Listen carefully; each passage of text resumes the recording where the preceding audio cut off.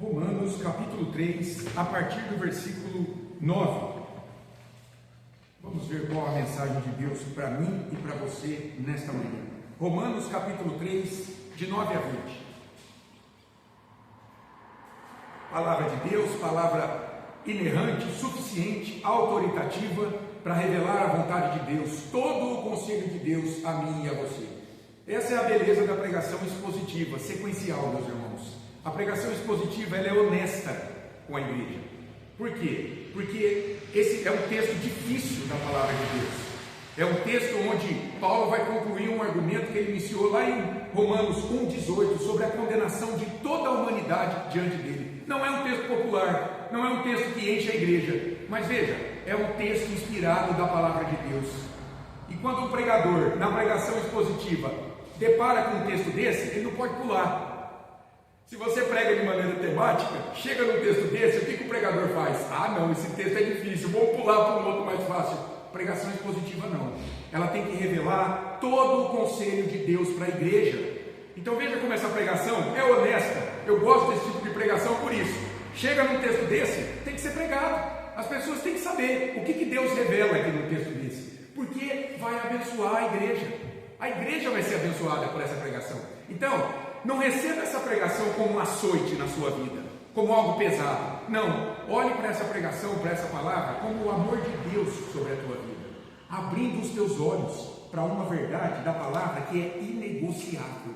Entende isso? Então vamos ler. Eu vou ler a palavra, acompanhe a leitura da palavra de Deus. Romanos 3, de 9 a 20. O que se conclui? Temos nós qualquer vantagem?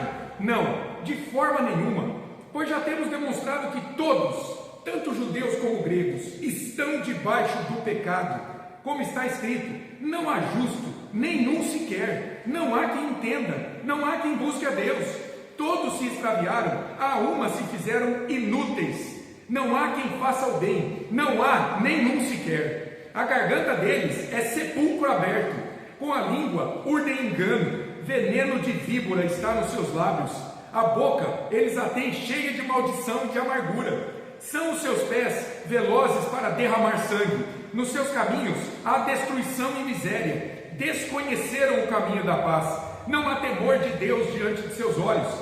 Ora, sabemos que tudo o que a lei diz, aos que vivem na lei o diz, para que se cale toda a boca, e todo o mundo seja culpável perante Deus, visto que ninguém será justificado diante dele por obras da lei, em razão de que pela lei veio o pleno conhecimento do pecado. Até aqui a palavra de Deus. Vamos orar mais uma vez? Senhor, lida foi a tua palavra. Ó Deus, que texto sublime, precioso da tua palavra. Ajuda-nos agora a compreendê-la para a nossa bênção e para a glória do teu nome. Assim oramos em nome de Jesus, ó Pai. Amém. Meus amados, Deus aqui está fazendo um diagnóstico muito profundo a respeito da situação espiritual de toda a humanidade diante dele. Imagine alguém que começa a sentir uma dor nas costas. Ele sente um incômodo e de repente ele vai no médico, e depois do médico pedir alguns exames, o doutor o chama e diga: tudo bem, sente aí, olha, olhando aqui os seus exames, você está com um câncer, é um câncer terminal, e você tem apenas 3 meses de vida. Essa é a sua expectativa de vida a partir de agora. Você tem 3 meses de vida. Vá para sua casa, viva esse resto da sua vida. São apenas 3 meses. Imagine o sentimento dessa pessoa. Pois bem, esse deve ser o sentimento que invade a mente e o coração de todo aquele que ouve a pregação desse texto aqui da palavra de Deus. Paulo aqui, ele está concluindo um argumento que ele começou lá no capítulo 1, versículo 18, quando ele se apresentou e disse assim: olha a situação dos gentios, daqueles que não conhecem a lei de Deus.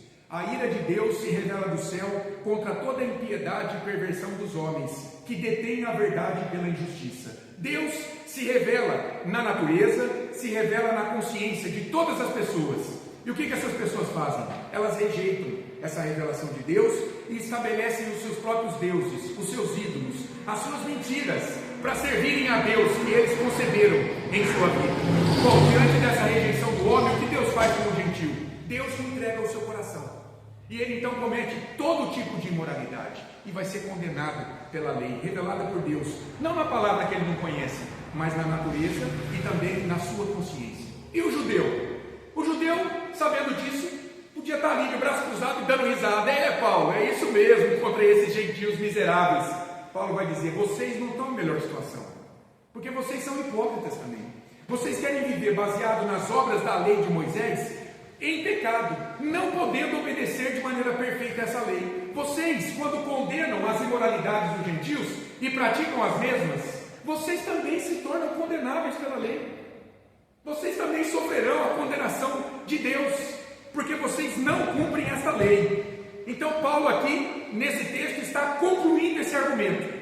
Toda a humanidade, por natureza, guardem isso, não é a igreja, mas a humanidade, por natureza, afastada de Cristo, está debaixo da condenação de Deus. Daí o título do sermão: a humanidade está condenada diante de Deus.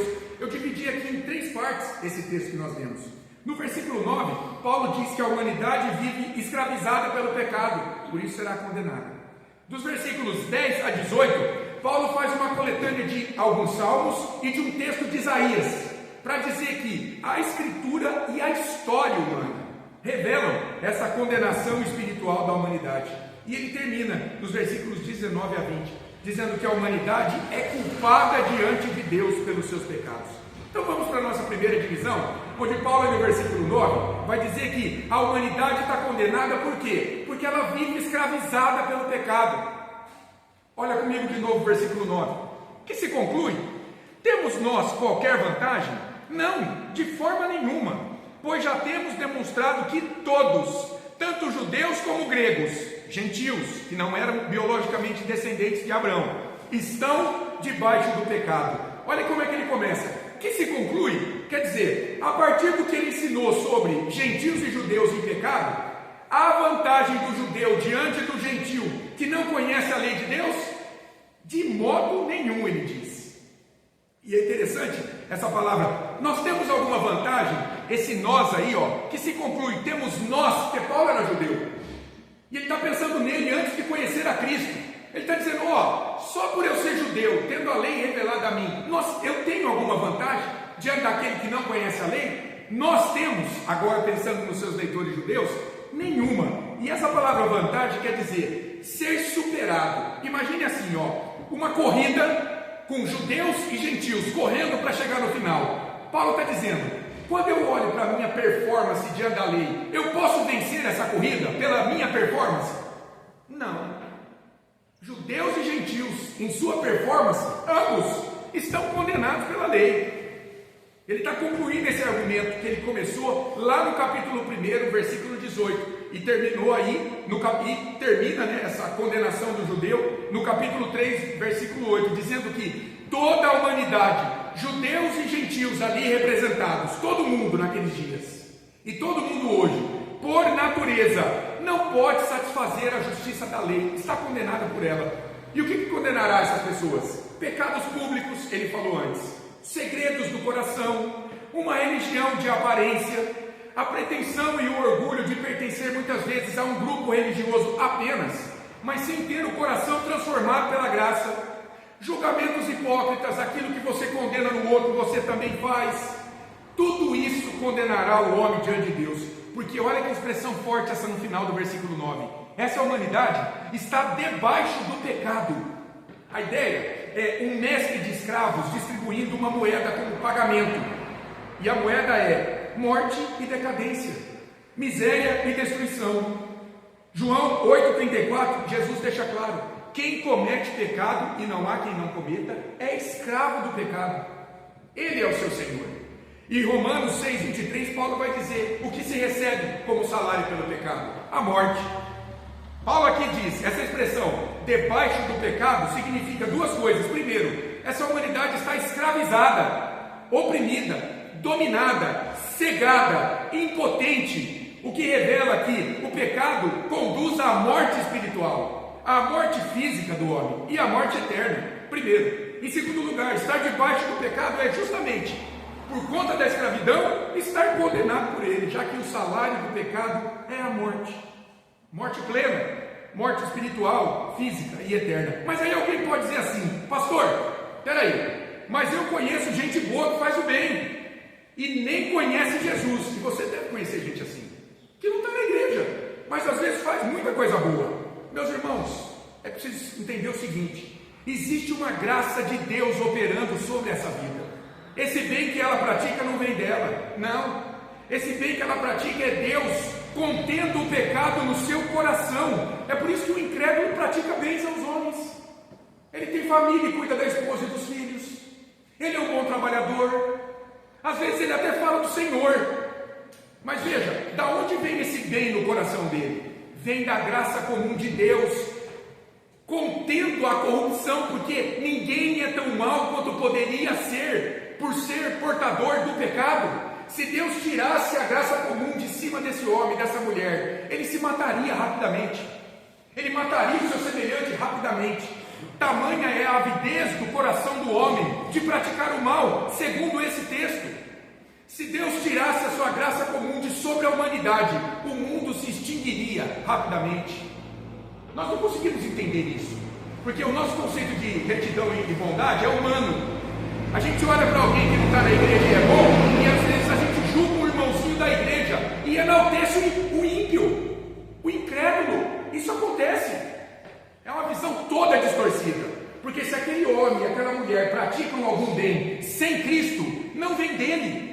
É a graça comum de Deus contendo o mal no coração dele, porque Paulo está dizendo nesse texto: não há um justo sequer, não há ninguém que faça o bem ao próximo, não, o bem segundo Deus, segundo a lei de Deus, que exige um bem perfeito, que em pecado ninguém pode dar.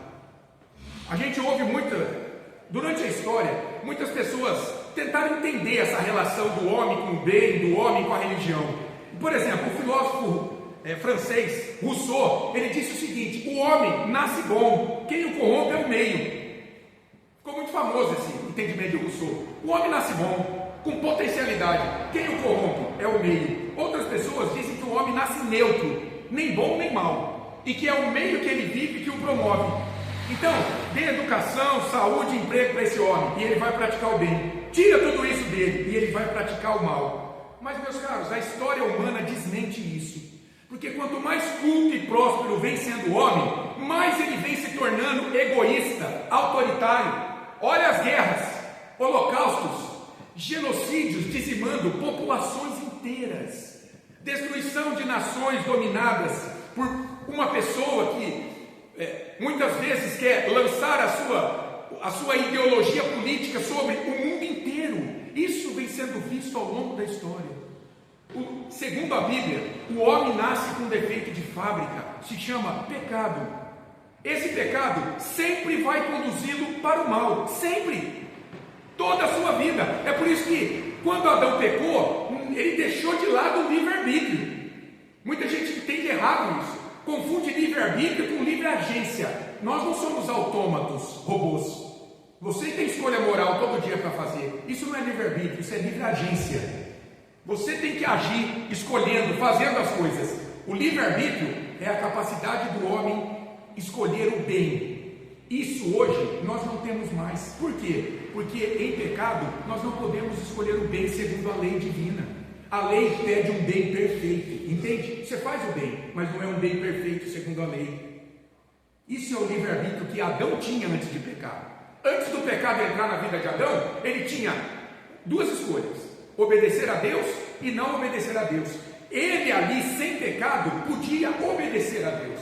Hoje, em pecado, nós não podemos obedecer a Deus por nós. Nós voltamos a obedecer a Deus em Cristo, porque Cristo obedeceu perfeitamente a Deus por mim e por você. Entende? A justificação, a mediação. Por que é por Cristo que nós podemos orar, cantar, ouvir pregação, dar glórias a Deus? É pela obediência de Cristo. Ninguém pode ir a Deus se Deus não vier até ele. Adão poderia ir a Deus porque ele não tinha o pecado ainda. Isso é livre-arbítrio, irmãos, que muita gente ensina errado, confunde livre-arbítrio com livre-agência. A teologia reformada, quando olha para o livre-arbítrio, diz: acabou. Hoje o homem em pecado, ele é mau, ele é um rebelde diante de Deus. Olha o texto pregado aqui: não há um justo sequer, não há quem busque a Deus. Cadê o livre-arbítrio para buscar a Deus? E se o homem busca Deus é porque o Espírito Santo está trabalhando nos bastidores dele, para levá-lo a buscar a Deus. Mas aí Deus já vem até ele. Aí o Espírito Santo está contendo o pecado, abriu os olhos para o pecado. É uma vida totalmente diferente. Mas é comum as pessoas dizerem que o homem é bom por natureza, que ele pode buscar a Deus, que ele tem livre-arbítrio. A Bíblia não mostra isso, e nem esse texto. Todo ser humano é mau por natureza, por natureza. E muitos talvez nem se importem com isso, não é? Muita gente ao ouvir uma pregação dessa pode pensar assim: peraí, pastor, pessoas comuns, políticos, autoridades do judiciário, da polícia, meu vizinho que eu vejo que não ama a sua esposa, meu colega de trabalho que é desonesto, se todos eles são maus, então eu sou só mais um, tá tudo bem, a gente está na mesma canoa. Mas sabe qual é o problema de pensar assim? É porque Deus é bom. É porque o homem por natureza é mau, mas ele vai prestar contas das suas obras diante de um Deus que é bom e que vai exigir perfeição, que esse homem mau não pode dar. E para provar a sua afirmação aqui, Paulo, de que toda a humanidade está debaixo da escravidão, do poder, do mando do pecado, de uma natureza espiritual avessa à vontade de Deus, diante da qual ela não pode fazer nada por si mesma. O que Paulo faz agora? Ele vai citar uma coletânea de salmos e também um texto do profeta Isaías, justamente revelando essa condição natural caída da raça humana, que é testemunhada pela história da humanidade. É a segunda divisão aí. A Escritura e a história humana revelam essa escravidão espiritual na humanidade. Primeiro, ele vai dizer aí, os versículos 10 a 12, que há uma depravação humana diante de Deus, citando o Salmo 14, versículos de 1 a 3. Olha o versículo 10 comigo. Ele vai citar o Salmo 14, de 1 a 3. Versículo 10. Como está escrito. Então veja, ele está justificando o que ele falou antes, que toda a humanidade está debaixo do pecado. Agora ele diz, como está escrito, quer dizer, isso já estava lá no passado. Não há justo, nenhum sequer. Como está escrito, segundo o Antigo Testamento. Está lá. E o pastor Nicodemos, quando prega esse texto, ele diz assim: por que Paulo usou o Antigo Testamento, hein? Veja, ele está falando com judeus presunçosos. Então, ele está dizendo, vocês judeus já deveriam saber disso.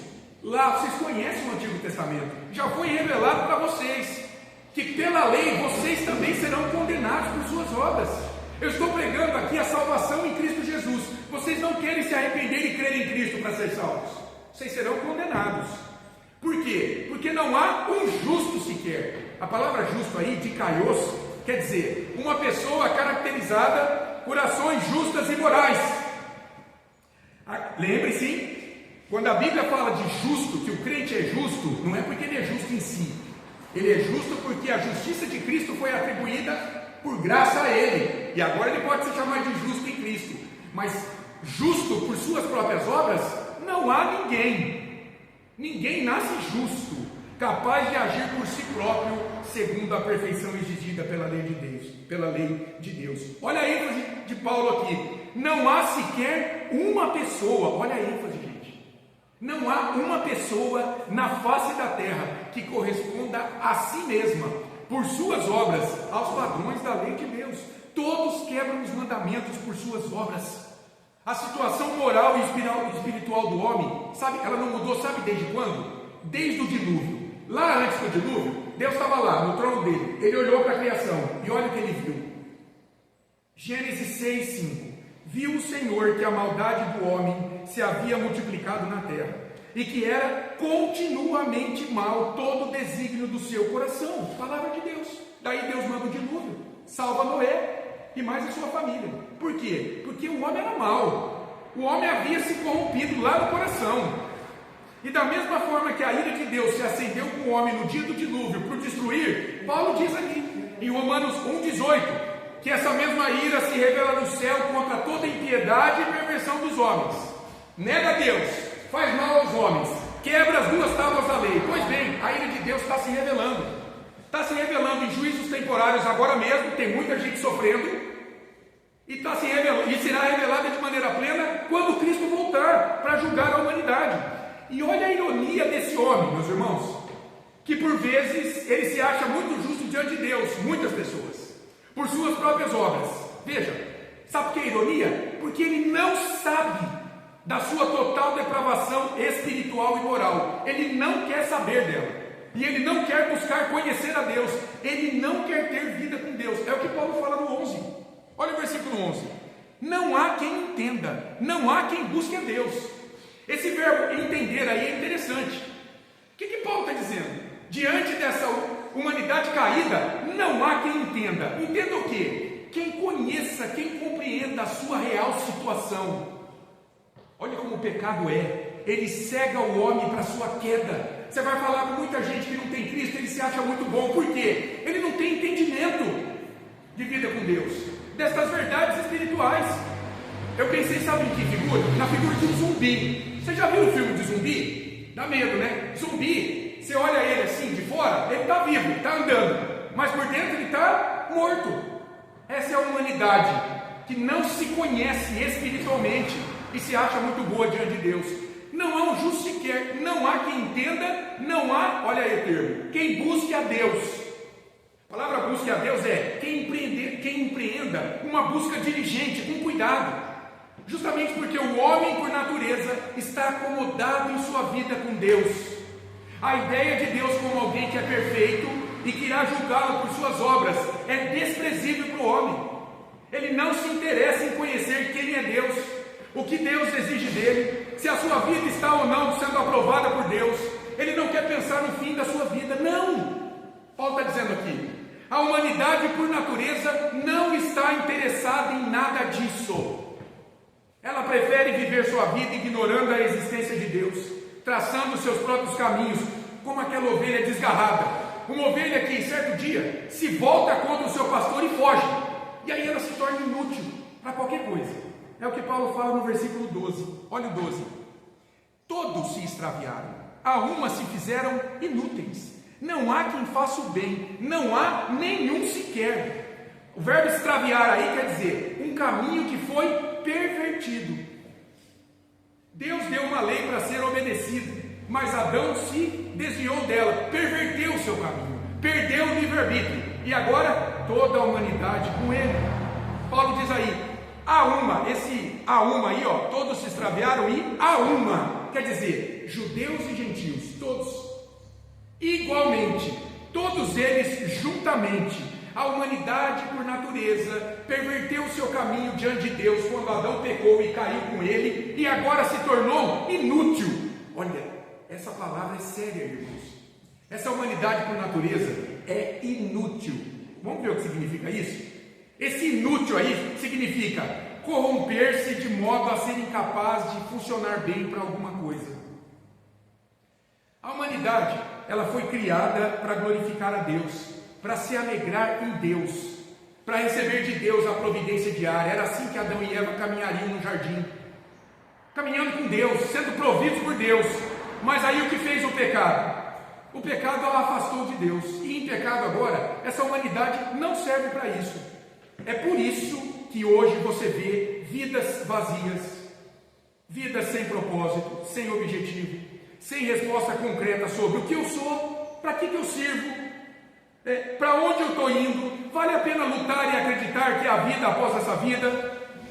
Aqueles que vivem distantes do seu Criador, segundo Paulo, desperdiçaram suas vidas, jogaram suas vidas na lata do lixo, estão vivendo inutilmente os seus dias.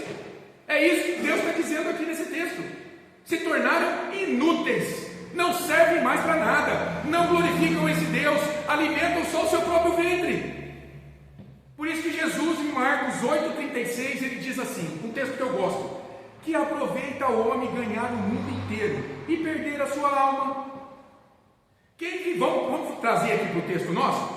Olha só, quem viveu para ganhar o mundo inteiro, abre parênteses, riquezas, prazeres, diversão, os aplausos desse mundo, fecha parênteses, mas descuidou da sua alma, ou seja, viveu sem Cristo nesta vida, segundo esse texto aqui, desperdiçou sua vida, sua única vida nesse mundo, se tornou alguém inútil.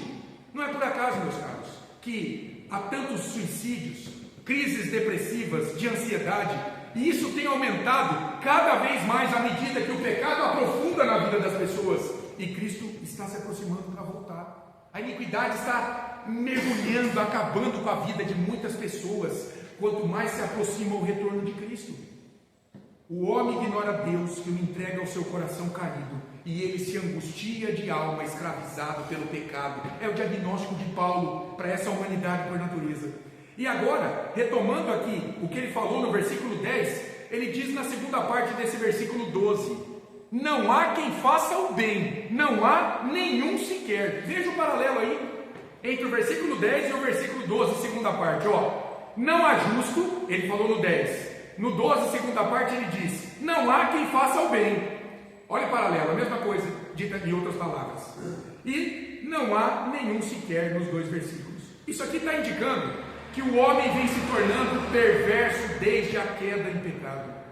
Ele nega a existência de Deus, é ímpio, se torna perverso com o seu semelhante. É isso que significa essa palavra bem aí, não há quem faça o bem.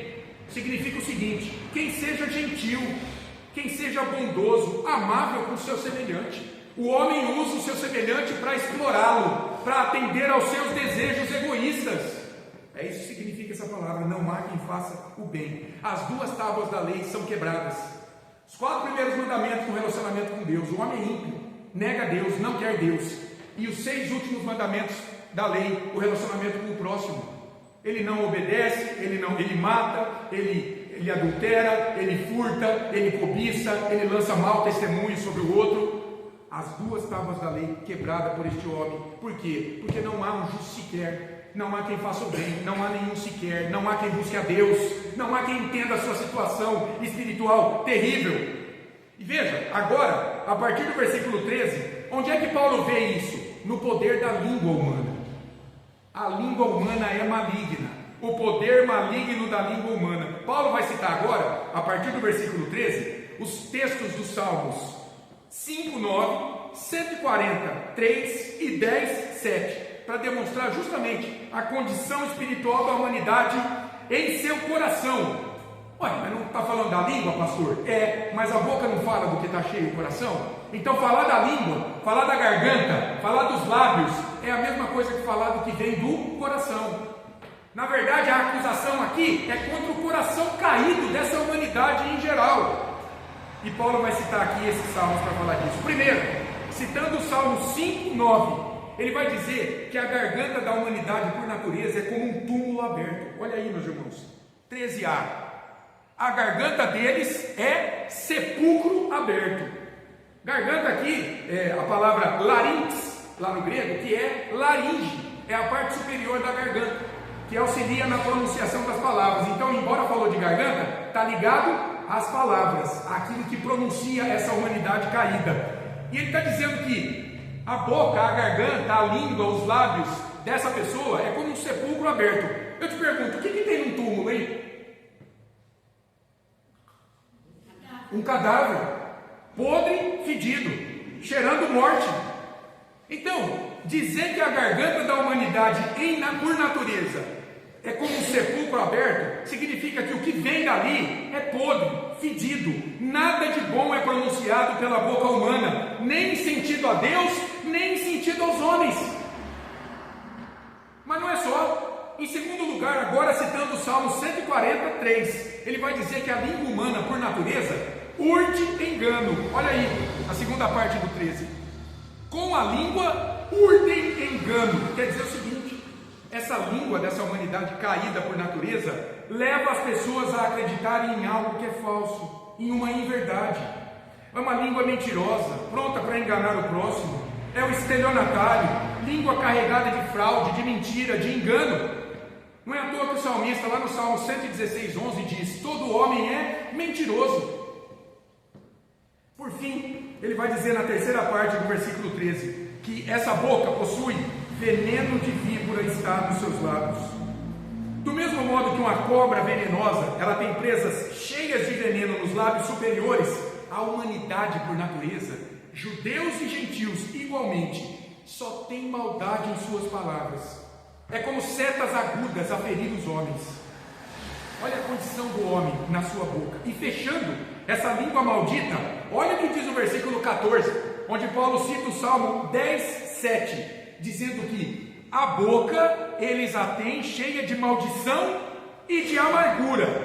Preste atenção, esses substantivos aí, ó, maldição e amargura, eles foram tirados lá do Salmo 10. Lá no Salmo 10, o salmista está dizendo que o ímpio, com a sua boca, ele despreza Deus, e ele persegue, oprime, abusa do justo, que busca viver com Deus nessa vida.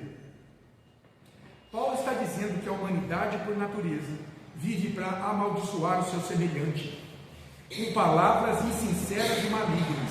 Mas olha que ironia, meus irmãos, novamente. Sabe por que a ironia? Porque esse que traz palavras insinceras e malignas em sua boca, ele sabe do seu engano. Porque diz o texto aí, ó, no versículo 14, que essa boca ele tem cheia de maldição e de amargura. Essas palavras que ele profere enganando o outro são amargas na sua boca. Em que sentido? Vou dar aqui duas ilustrações. Quem já não viu isso? Você vai comprar um carro e a pessoa que está vendendo o carro é o melhor carro do mundo. Ele sabe que tem um problema escondido, mas ele, ó, não fala. Mas ele sabe que ele está enganando o outro. É uma palavra que vai prejudicar alguém, maligna, no entanto, na boca dele ela é amarga. E o menino então? O menino tira boa nota na escola. E aí, todo orgulhoso, chega em casa. Os pais perguntam: e aí, filhão, estudou? Estudei, tirei uma boa nota. É nada, ele colou na prova. Ele sabe que ele colou, que ele não estudou. Ele engana com as suas palavras os pais, mas essa palavra na boca dele é amarga. Ele sabe do seu erro. Percebam aí, meus irmãos. Percebam que o Eugene Peterson, ele é um pregador americano. Ele tem uma paráfrase da Bíblia, chama-se A Mensagem. É muito interessante. Quando ele olha aqui para o que a boca da humanidade pode produzir, ele diz assim, ó: ela abre a boca e empesteia o ar. Eu vou procurar o que é isso. Empestear, não é um verbo muito comum, né? O que é empestear o ar? É tornar o ar fedido, mal cheiroso, com a boca. E se esse coração aqui, ó, que profere essas palavras malignas, se ele profere essas palavras, é porque ele vai se comportar da mesma forma. Por isso que agora, do versículo 15 ao 17, Paulo vai falar das ações malignas humanas. Paulo vai citar literalmente aqui o texto do profeta Isaías 59, de 7 a 8. Lá naquele texto, Isaías está denunciando a maldade da nação de Israel diante de Deus, o que fez com que eles fossem para o cativeiro babilônico. Mais uma vez então, Paulo quer deixar claro para o judeu em especial que ele não é mais justo do que o gentio quando o acusa de pecador, porque a lei de Deus já dava testemunho disso lá na época do cativeiro.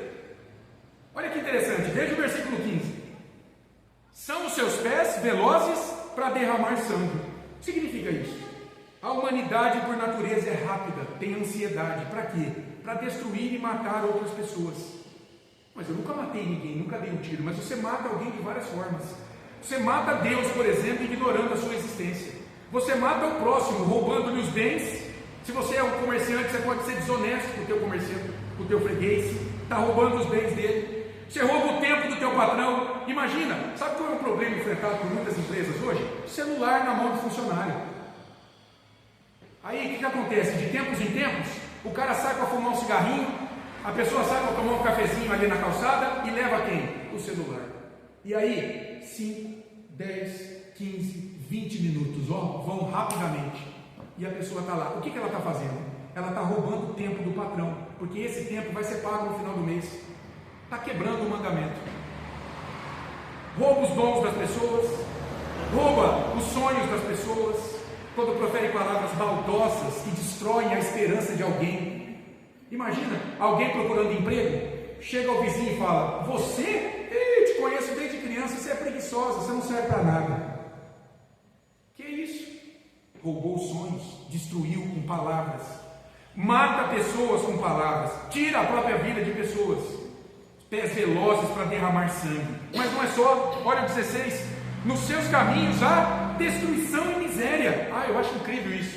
Paulo está dizendo aqui que por onde que essa humanidade sem Cristo passa, ela deixa um rastro de destruição e miséria, sofrimento e ruína. Imagine, eu pensei em algo. imagina um incêndio numa grande floresta. Imagina, pegou fogo. Imagina que Nova Granada fosse uma floresta, pegasse fogo na cidade inteira. 3 dias depois, você passa por aqui, o que você vê? Nada vivo, nada verde, nada colorido, só fumaça e pó. Esse é o rastro de alguém que por natureza vem ignorando Deus na sua vida e a justiça dele, que é Cristo Jesus. Filhos drogados que destroem suas famílias, tudo ao seu redor.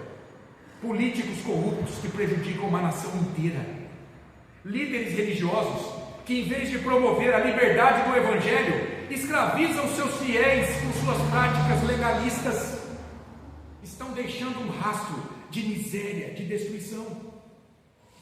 E versículo 17 aí, não acabou. Desconheceram o caminho da paz. Quer dizer, eles não experimentam na sua vida paz e nem eles levam a paz para outras pessoas. Eles nem experimentam paz e nem faz paz. Aí eu lembrei de um texto lá de Isaías 57, de 20 a 21. Olha se não se encaixa nisso aqui. Diz assim, mas os perversos, essa humanidade por natureza, são como o mar agitado, que não se pode aquietar, cujas águas lançam de si lama e lodo. Olha o rastro de destruição e miséria. Para os perversos, diz o meu Deus, não há paz. Meu irmão, nunca inveje a vida de um ímpio. Já diria o salmista no Salmo 73. Ele pode estar muito bem por fora, na casca. Deus é maravilhoso e permite que esse cara às vezes tenha riqueza. São os planos de Deus, nós não conhecemos. Mas ele não tem paz. Ele não tem paz com Deus. Está aqui a palavra de Deus. É como um mar agitado, cujas águas você não acalma. Esse homem, essa mulher ímpio, ele presta conta a Deus no travesseiro todo dia. A palavra que ele faz, o que ele faz é amargo na boca dele. Preste atenção na palavra de Deus. E tudo isso aí, por que essa humanidade por natureza procede assim? O versículo 18 dá a razão. Porque essa humanidade virou as costas para Deus. Olha o versículo 18. Não há temor de Deus diante de seus olhos. Paulo cita aqui o Salmo 36:1. Lá está assim, há no coração do ímpio a voz da transgressão. Não há temor de Deus diante dos seus olhos. Temor aqui é a palavra no português fobia, phobos, que é medo. Quer dizer, diante de Deus, essa humanidade por natureza não o considera, não o respeita, não tem reverência por ele, como um filho deve ter por seus pais. Veja, você sabe que teu pai te ama, mesmo quando ele te puxa a orelha. Ele puxa a orelha porque ele te ama, porque ele quer o bem para você, e ele está vendo que às vezes você está seguindo um caminho errado. Então, quando você sente o amor do teu pai por você, você tem respeito por ele. Você às vezes vê os teus amigos vivendo uma vida toda torta, e você agradece a Deus pelo teu paizinho, pela tua mãe, porque está cuidando de você, e você respeita o teu pai, e você o obedece. Esse é o sentido do temor. Não é o medo, sabe? De você, eu tenho medo do meu pai, que ele me bate muito, eu vou... Não é esse medo. É uma reverência, é um respeito, porque eu vejo o amor do meu pai cuidando da minha vida. É isso que Paulo está dizendo aqui. Essa humanidade que se voltou contra Deus, não está nem aí para esse Deus. Não o respeita, não tem reverência por ele, debocha dele. A humanidade, por natureza, não teme a Deus, não tem medo de Deus, não o respeita. Por isso que não o respeita, porque não o teme. Jesus ensinou por que nós não temos que temer homens, mas nós temos que temer a Deus. A Bíblia não diz em lugar nenhum que você deve ter medo do diabo, temer o diabo. Não está na Bíblia. A Bíblia diz que você tem que temer a Deus. Por quê? Está lá, Mateus 10, 28. Não temais os que matam o corpo e não podem matar a alma. Temei antes aquele que pode fazer perecer no inferno tanto a alma como o corpo. Deus.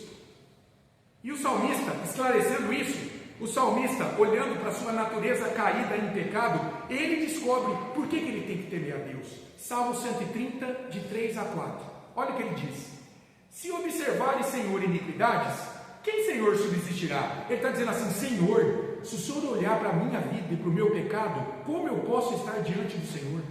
Agora ele vai dizer, contigo, porém, está o perdão, para que te temam. Por que Deus tem que ser temido? Porque o homem precisa ser perdoado diante dele. E quem pode perdoar o homem? Deus. E o perdoou em Cristo Jesus. O homem precisa ser perdoado dos seus pecados diante de Deus, para não ser condenado pela lei divina e ser lançado em um tormento sem fim. Mas veja, essa humanidade por natureza não teme a Deus, não considere os seus caminhos, por isso que ele é ímpio. Romanos 1,18. Isso significa o homem ser ímpio, é viver como se Deus não existisse, como se ele não tivesse uma vontade. E daí Paulo termina os versículos 19 e 20, dizendo: essa humanidade por natureza, então, é culpada diante de Deus por seus pecados. O pecado impede que qualquer pessoa atinja a perfeição exigida pela lei por suas próprias obras. Por isso, ela será condenada no dia do juízo, se ela não se arrepender em vida e crer em Cristo, a justiça da lei. Paulo vai dizer aqui que Deus deu a lei para algumas funções. O judeu interpretou errado essa lei dada.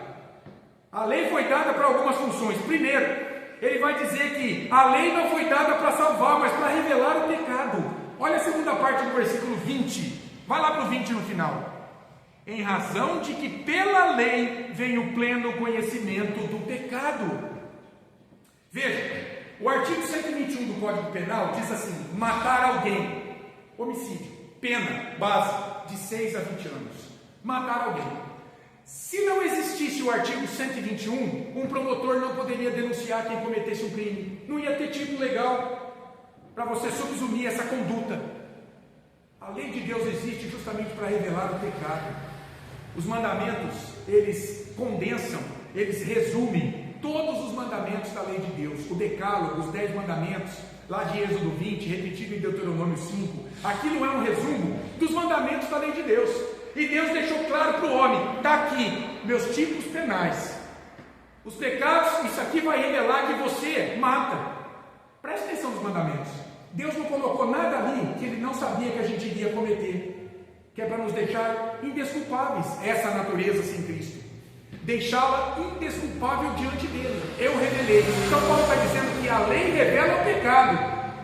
A lei não foi dada para salvar, porque em pecado ninguém pode obedecer à lei. Mas em segundo lugar, a gente vê Deus dizendo que Ele deu a sua lei para revelar a incapacidade do homem cumpri-la. Justamente, olha o início do versículo 19. Ora, sabemos que tudo o que a lei diz aos que vivem na lei, quer dizer, toda a humanidade, o diz para que se cale toda a boca. Agora olha o início do 20. Visto que ninguém será justificado diante dele, de Deus, por obras da lei. Portanto, a lei revela a incapacidade do homem em obedecê-la. E por fim, Deus deu sua lei para que a humanidade seja indesculpável diante dele no dia do juízo. Ele gravou a lei na vida do gentio que não conhece a palavra. A norma da lei está gravada onde? Na sua consciência. Ele sabe que é um Deus que vai julgá-lo. Está gravado na criação, na revelação natural. Deus revela ali os seus atributos, o seu poder, a sua divindade. E para o judeu, pior, o judeu além disso, ainda tem a lei aqui, revelada a ele. Olha a segunda parte do versículo 19. E todo mundo seja culpável perante Deus. A lei foi dada para deixar o homem indesculpável diante dele no dia do juízo. No dia do juízo, a humanidade, diz Paulo, ficará de boca calada, acusada por suas próprias obras. E tem um estudioso, William Hendrickson, quando ele olha para esse texto aqui, olha como ele conclui, abre aspas, olha o que ele diz: a figura usada é dramática, inspira medo, é inesquecível. Olha o que vai ser no dia do juízo. Todo mundo está de pé diante de Deus, o juiz. Deus tem livros, os registros são lidos, e na medida que são lidos, a cada um dos acusados é dada a oportunidade de responder às acusações feitas contra eles. Entretanto, na medida em que sua culpa vai sendo exposta, não tem o que responder. Suas bocas serão silenciadas, fechadas. Meus irmãos, graças a Deus, porque Deus teve compaixão de nós, da sua igreja, e enviou Jesus Cristo, para que por meio dele nós fôssemos justificados, nós fôssemos de fato conduzidos a um arrependimento, estivéssemos aqui hoje, numa igreja tão simples, ouvindo esta pregação, que abre o nosso entendimento para essa realidade espiritual, daqueles que estão sem Cristo no mundo.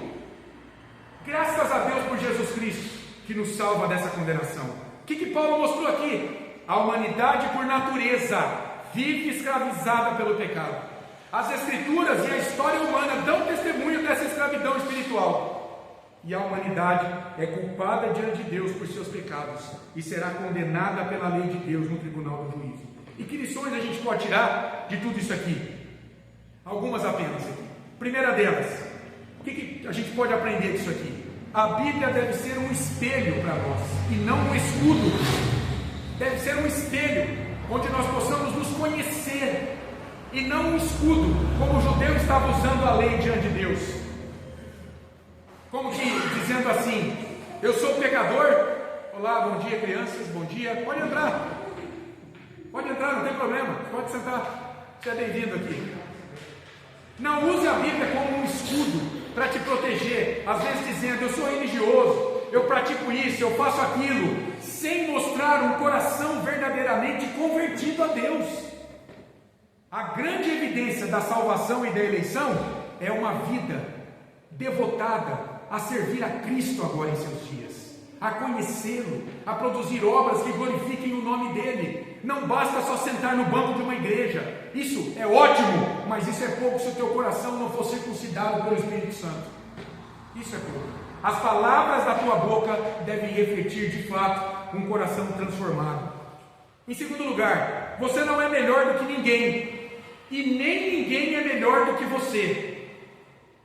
Você não é melhor do que ninguém, e nem ninguém é melhor do que você. Por quê? Porque todos estão debaixo do pecado, do poder do pecado, do domínio do pecado. Por isso, se você é cristão, graças a Deus, agradeça a Deus, meu querido, pela sua graça, que te alcançou e te salvou da condenação, quando você creu em Cristo como teu Salvador. Agora, se você não é cristão, se você não tem Cristo, Jesus como teu Senhor e Salvador, essa palavra aqui é para você se humilhar na presença de Deus, pedindo perdão dos teus pecados e um novo coração agora guiado pelo Espírito Santo, para que você creia em Jesus como teu Salvador, e aí sim você encontrará perdão e paz em teus dias. Se você é crente cristão, louve a Deus pela graça dele que te alcançou e te salvou dessa humanidade caída. E se você ainda não teve um encontro com Cristo, é uma oportunidade para você se humilhar, entender a tua situação caída e perdida diante de Deus, pelas tuas próprias obras, e correr com o Senhor. Terceiro lugar, vigie as tuas palavras, meu irmão. Por quê? Porque elas revelam o que há no teu coração. Sabe essa coisa que as pessoas dizem assim: ai, escapou nada, rapaz. Isso aí é o que está no teu coração. Vigie as tuas palavras. Então, cuidado, viu, com a tua língua chula, com maledicência, fala mal dos outros. Cuidado com mentira, com ofensas cometidas contra outras pessoas. Fuja disso tudo, meu caro. Use a língua para transmitir graça a toda pessoa que estiver diante de você, para conduzir lá a Jesus, para que o Espírito vá purificando cada dia mais a tua língua, que revela o que está no teu coração. Ainda tem uma aplicação evangelística aqui para todos nós. Meus amados, preste atenção no que a palavra de Deus está dizendo para mim e para você nessa manhã. Toda a humanidade por natureza significa sem Cristo como Salvador em sua vida. Ela está debaixo dessa condenação. Portanto, não importa se é um parente querido que temos, se é um amigo querido que temos, se é alguém que a gente ama muito, se essa pessoa não tem Jesus Cristo como seu Senhor e Salvador, a situação espiritual dela é essa aqui. Tanto na língua, no coração, nas ações, diante da lei de Deus, ela está condenada. Então, isso deve nos levar a quê? A orar por essa vida, a entregá-la a Deus, a clamar que o Espírito venha e converta esse coração, e abra os olhos espirituais para a beleza de Jesus, para que Jesus seja Senhor dessa vida, para que ela caminhe aprovada diante de Deus a partir de agora, porque se ela morrer assim, está aqui a situação dela, condenada totalmente. Nós não veremos eles no céu. Esses amados que estão conosco queimarão eternamente. Esta é uma palavra para a igreja urgente. E eu fico imaginando, eu visitei campos missionários, fui para a Tailândia, fui para a Índia, fui para a África, e eu vejo lá a aflição dos missionários quando vão lá pregar o Evangelho. A Tailândia é um dos países mais budistas que existe depois da Indonésia. E lá, os vizinhos dos missionários onde eu fiquei na casa deles, você vê altares a Buda, a divindades, para tudo quanto é lado, na frente de todas as casas. Imagina a aflição desses servos de Deus. Eles sabem da situação dessas pessoas, se elas morrerem desse jeito.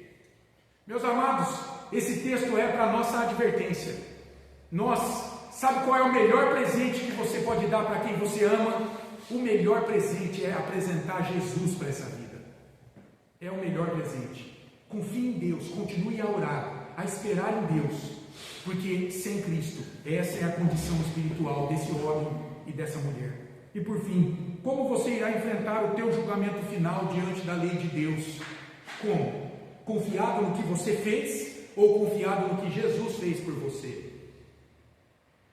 Pelas tuas obras você será condenado, mas confiado na obra de Jesus, você será declarado inocente de todos os teus pecados e entrará no céu. Portanto, se você já tem Jesus como teu Salvador, permaneça firme nele até o fim. E se você ainda não pertence a Jesus, Deus está te chamando nessa manhã para você se entregar sem reservas a Ele, hoje mesmo. Se entregue ao Senhor e se livre da condenação final por todos os teus pecados. Essa foi a palavra de Deus para mim e para você nesta manhã. Palavra maravilhosa, irmãos, para a sua igreja. Essa palavra não é um açoite, é o amor de Deus, nos fortalecendo em Cristo, fazendo com que a gente prossiga firmes nele. E também alertando aquela parte da humanidade, por natureza caída, que ainda não está em Cristo, a se arrepender e a se voltar nele, porque se morrer nessa condição, é condenação eterna. Vamos orar mais uma vez? Senhor, nós te bendizemos pela tua palavra. Obrigado, Deus, pela oportunidade, mais uma vez, franqueada à tua igreja, de ouvir esta solene e amorosa advertência da tua palavra, Deus. Obrigado, Senhor, por Cristo Jesus, porque firmados nele, nós recebemos o perdão de nossos pecados. Tu fostes misericordioso com cada um de nós. Ajuda-nos agora, pelo teu Espírito, a caminharmos cada dia mais firmes, unidos a Cristo e compartilhando com uma humanidade caída das bênçãos da salvação. Ó Deus, obrigado. Não há nada melhor, não há nada mais sublime. Nós não temos um bem maior do que a salvação que nos deste em Cristo Jesus da tua lei. Louvado seja o teu nome, Deus. Assim oramos em nome de Jesus. Amém.